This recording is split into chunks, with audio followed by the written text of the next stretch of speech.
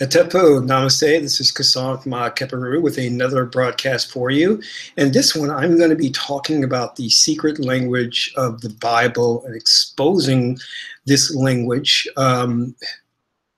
It's funny because I wanted to go off into this tirade about this whole subject matter, and something prevented me from getting emotional about this or allowing my spirit or my being to get emotional. And a lot of you, I don't know if a lot of you are aware of this. I had stated this in a previous video that I suffer from SAD. No, I'm not SAD, but it's a seasonal affective disorder. And so basically my body chronology is off. It doesn't produce enough vitamin D during the winter season when the days are shorter. So when the sun sets and it gets dark outside, I go into a very lethargic and depressive state. And this winter, for some reason, it's really hitting me hard, so I'm like, whoa. So I've been, I've seen the Western doctors, and so I've been taking a lot of good natural herbs like St. John's wort. What else? Here's some vitamin D. And this is really good. This is Maxamino. This is a mixture of amino acids, and this helps your mood out, and it provides you with those essential amino acids and stuff. And also, as I mentioned before, I'm using light therapy. See if I can show you guys with this, which kind of duplicates the sunlight, but it's really bright. Oh my God, see that? So I have to spend at least 30 minutes a day under this light. It's not hot at all. It's just very bright. And it's helping, and when you are faced with something like seasonal affective disorder, what you'll notice, and I've been connecting with many people who are in these help groups that talk about their symptoms and what they're going through, is that one of the things you notice is your cravings will change. Like a lot of people will crave chocolate because chocolate can be an aphrodisiac or a mood enhancer.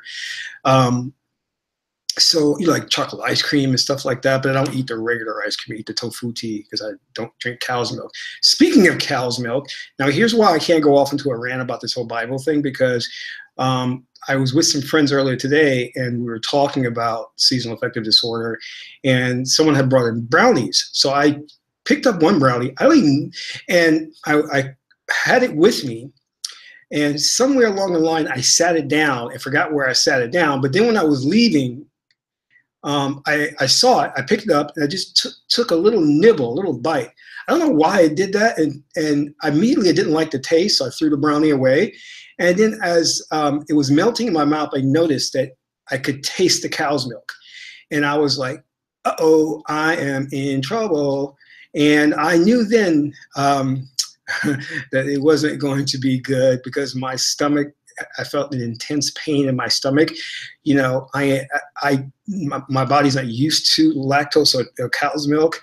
So I was going through a lot of pain, and my tummy was like, why did you eat that brownie? You're not supposed to eat or drink cow's milk, anything with cow's milk in it. Now you're going to pay.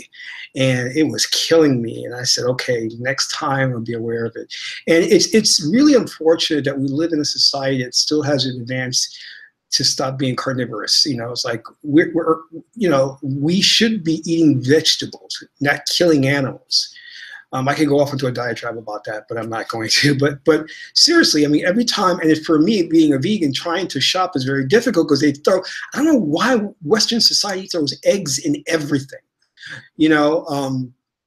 When I went to get some noodles, I had to remind the guy after lunch, don't put any eggs in those noodles, because, the Chinese always are putting eggs and rice and noodles and stuff. So he was like, oh, no worries, no egg in here. I'm like, thank you. And I have to literally just sit there and watch to make sure because people do things sometimes just just because they, like, you ever go to if you go to a McDonald's or someplace like that, they're trained to do things a certain way. And when you request something special, it throws them off, and they fall back into the default programming of just making it the way they're supposed to. So like, for example, I go to Starbucks and I say, can I have a mocha frappuccino with soy milk? And they will write it down, and they will send it to the guys making the drink. And the guys are so good at their job and just mechanicalized that they automatically go to the cow's milk. And that's why I have to watch them every time. You know, and it happens with every place I eat. And if you're a vegan, you know what I'm talking about. Or if I go to where they're cooking stuff, I got to make sure that they're not cooking my vegetables next to any meat, because I don't want that grease to come near my vegetables. All right. But enough of that. I'm doing a lot better. Let me take a sip of this. It's going to help my stomach. All right. I'm feeling a lot better. And so anyway, that's a little bit about seasonal affective disorder and cow's milk. And don't drink cow's milk. What you should do is, if you want to go the healthy approach, I definitely would advise that you get soy milk. Or what I also really like too, I've really gotten into this, is almond milk, and that's really good. And for women, you have to be careful that, because you can't, you know, you don't want too much, and men too, you don't want too much soy in your diet, because it's going to produce too much estrogen, and it's going to mess with your testosterone for guys, and it's going to produce too much estrogen for women. All right. So let's get down to the business of what I wanted to talk about in my rant, which was the secret language of the Bible. Now, you know, I love seeing these Christian ministers on TV, these evangelists, because they talk with such conviction and confidence, and really they're the biggest idiots on the damn planet. You know, I've never met so many stupid people who were who just, it's bad enough if you're stupid, but it's even worse if you're cocky and stupid. That's what kills me, because they have no idea what they're teaching, but they have the holy book, and they think that they're anointed, or they're the messenger of God. Now let me explain this to you. The King James version of the Bible, not only should they have a problem with being the King James version, because basically he was a pedophile, he loved little boys, and the language that the Bible is written in wasn't spoken that way in ancient times. You know, in the Middle East, you didn't have people named Paul. You know, I mean, where would that name come from? Where would that Western American name come from? That wouldn't even be what their real names were. But that's beside the point. But here's and they don't ask these questions because, you know, when you go into the church and you're among the congregation, you're taught to be a sheeple, a follower, you know, and that you are sinful and you have no powers. You're just a sinful being that has to get an intermediary, a priest, to connect you with God or connect you to wisdom, which is such BS. It's such, because, and then you have the devil, which can influence you, and is just as powerful as God now. How did that happen? It can influence you and make you do things which automatically doesn't hold you accountable for your actions. And for some crazy reason, you could commit all kinds of sins. You could be a King Leopold murdering African people in the Congo, or you could be a Hitler. And at the moment of your death, if you repent, accept Jesus, all that's forgiven.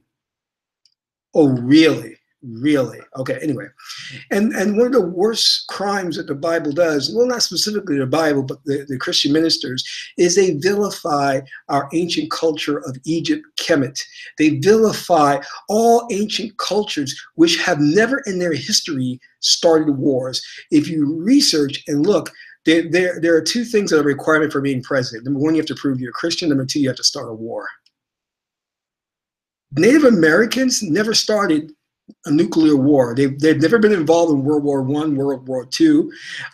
They've never invaded other countries under the guise of democracy.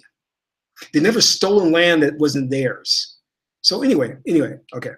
And so if we go back and look at ancient Kemet, which really the Bible came out of ancient Kemet, and the story of Asar and Aset, or Jesus and Mary, and the whole Immaculate Conception, that idea came from Isis, or Aset giving birth to Horus, baby Jesus. And this is validated because if you go and you look at the ancient paintings that the Vatican has underneath in the catacombs, they actually have the ancient paintings of Mary as a Black woman. But you know, they'll say like, oh, the candles were burning and next to the paintings, and it turned her skin black. That's ridiculous. Yeah, Okay. Anyway, so one of the things that we have to be aware of is that the Bible was written in a way that communicated directly to the right brain. The same way that the ancient metuneta, or the hieroglyphics, were pictorial, communicated to the right brain. Now, why did our ancestors put together these stories and mythologies in pictorial forms, or in allegories that now the Bible contains? Now, the Bible has it has rich information if you know how to decode it.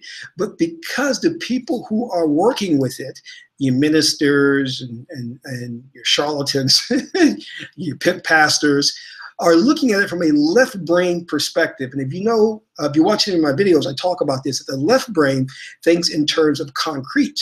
It doesn't think in terms of abstractions or allegories or analogies or correspondences.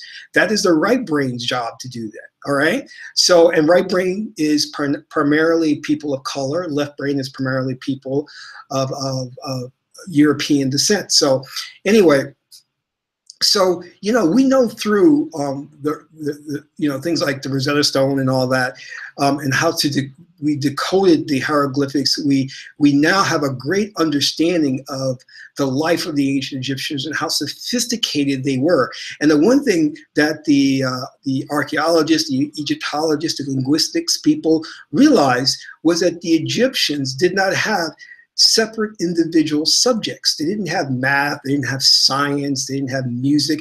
It was all woven to one. Why? Because the left brain thinks in terms of synthesis. It looks to combine things based on abstractions, all right? And it looks at those abstractions and they say, basically, woman is female principle. Woman equates to moon. Moon is water. Water is fluidity, fluidity is Pisces, and I've said this many times before in my broadcast. But when you have these types of iconographies, these symbols that can mean multiple things, not only are you studying one thing in the subject matter, you're studying that one thing which you're learning about a multitude of things. Because we know that from cosmologics, that everything works to support the whole. The pieces work in conjunction with each other. There's a form and function relationship that works to support the whole. Case in point, when you have the goddess Ma'at, goddess of truth, justice, and righteousness. And so, you have the 10 Commandments, which came out of Ma'at's 42 negative confessions. Now, Ma'at's 42 negative confessions are not meant to be taken by themselves, which is what we see in modern day law is doing, because you need a measure to know how to apply those laws. So henceforth, the Egyptians came up with the mythology that Ma'at was married to Tahuti. Okay, so Tahuti is wisdom, knowing when to apply Ma'at's law. And those who broke the law, then we would sit in Harukuhuti, god of war. So you see how these things are interrelated, interdependence. But all of this told through the myths of the old world, the ancient world, communicated to the right brain. And you had a very sophisticated science of astrotheology and numerology. And we have lost this because these idiots, these nincompoops calling themselves preachers and ministers who can only think in concrete terms from the left brain, read the Bible as if it's a history book. You'd have to be an idiot to actually believe it was in a history book. You know what I mean? And the mere fact that there's so much wealth of knowledge, like you look at the Garden of Eden with Adam and Eve, right? You have the serpent, which symbolizes the Kundalini energy, Anupu, that's the Egyptian deity, and the apple, Eve, the right side of the brain, seducing the left side of the brain, Adam, Eve, right side, Adam, left side, right side seducing or controlling the left side of the brain. So she tempted him to take the apple and eat, I guess, the forbidden tree, the tree of knowledge. So, all of this wealth of information in terms of how you could super learn, or what we call accelerated learning, is lost because we're not doing this type of work. In what we're doing is we're chopping subjects up, we're chopping things up and looking at them in separate sandboxes or compartments, and we're never looking at how everything relates, because most things are contextual. You are the way you are in terms of your get body because you have adapted to life on this planet. You wouldn't be this same person or looking this way if you evolved on Jupiter or on, well, Jupiter has no solid land mass or anything, it's all gaseous, but let's say Mars. So everything has a form and functional relationship. You don't understand how fish cannot exist outside of the water. So that's what that's about. So I want to go into it deeper and give you a good example of how the richness of the information and the way this sophisticated coded language was developed.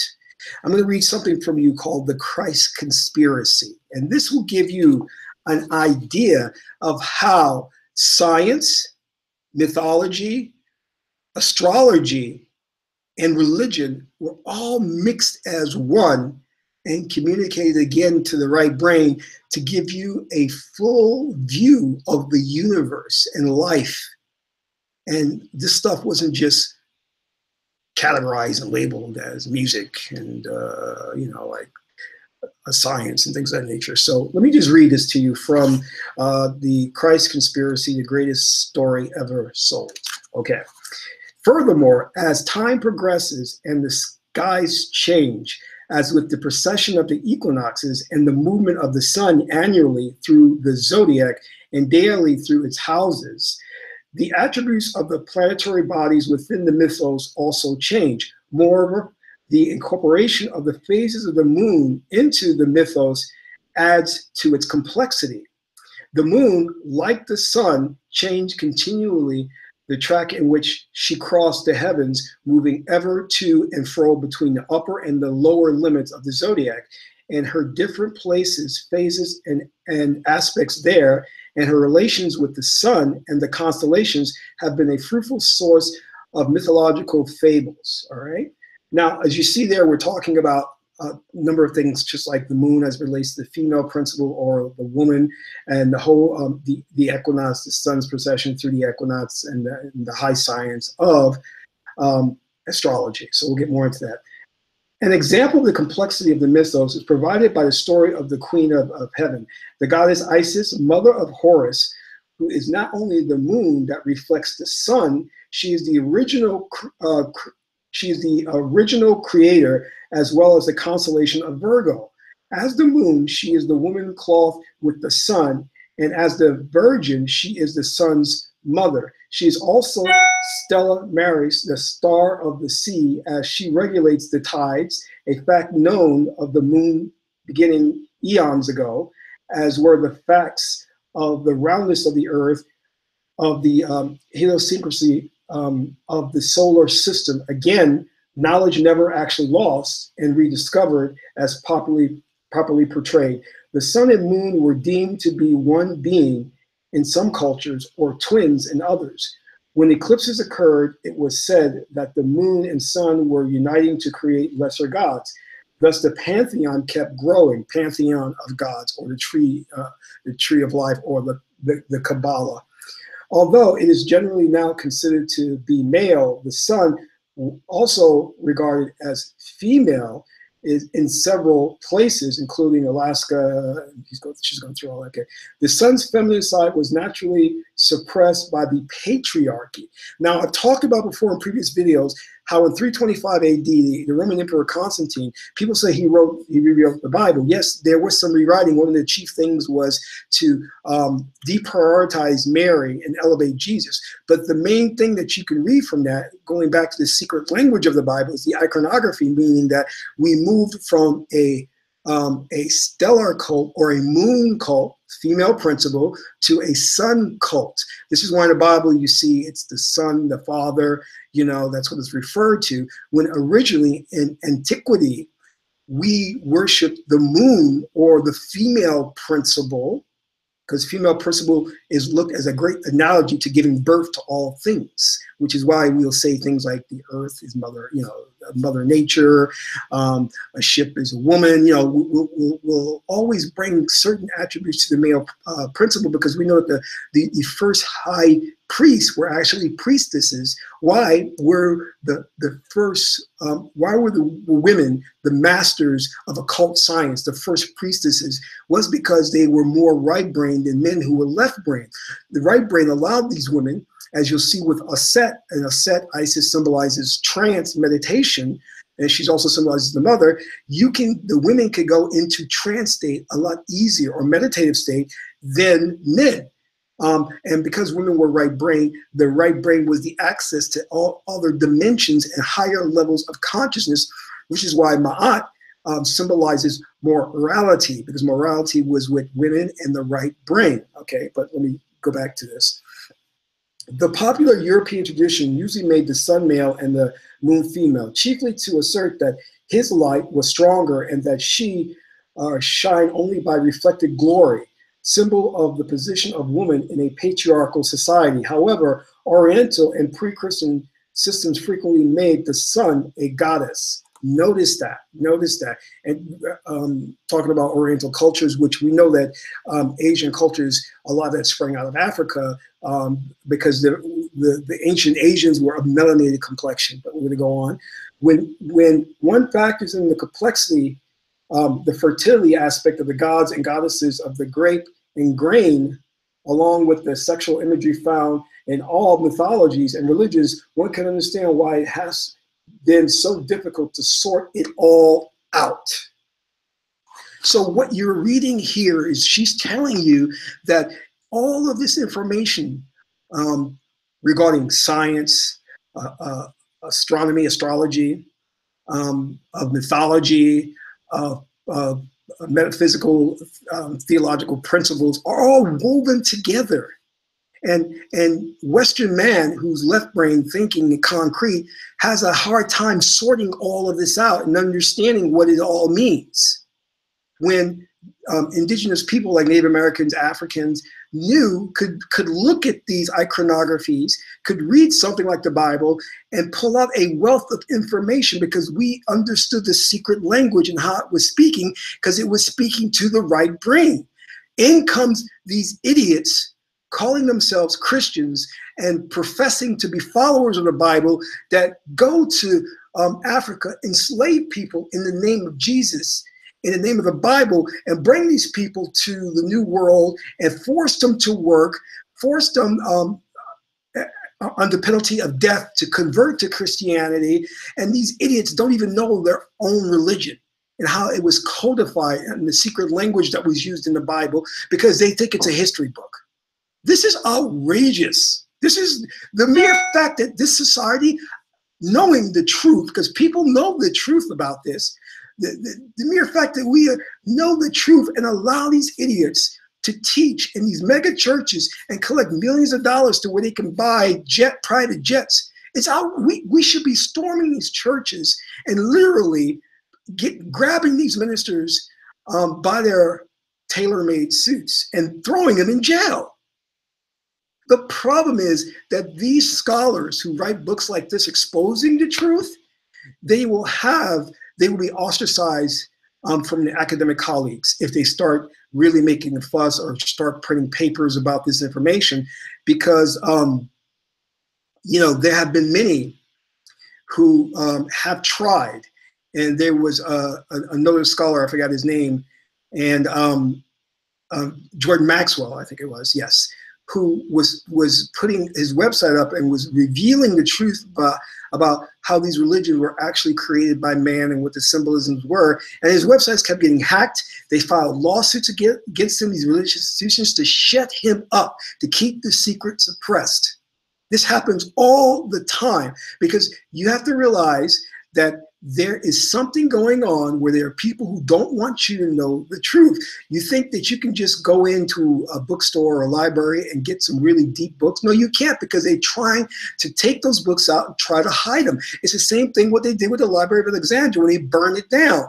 They don't want us knowing the real secret language of the Bible. They don't want us to know the power of the right brain or integrated brain thinking. They want us to be stuck in left brain thinking. They want us to think the Bible is a history book. They don't want us to understand that there's other dimensions, other beings that exist on this planet besides us so-called humans, that there's life on other worlds. They don't want this information out there, because they want to be in control. They have this information, they have the occult knowledge and wisdom, and they don't want us practicing it or even understanding it. And to be truthfully honest, there are many of us who will fight and die to be ignorant, because these ministers know that their livelihood is at stake, that their jets and their mansions, and they don't have one mansion, they have 2 or 3 mansions, that if the truth ever was exposed, they would lose their luxurious lifestyle. So they keep up the facade.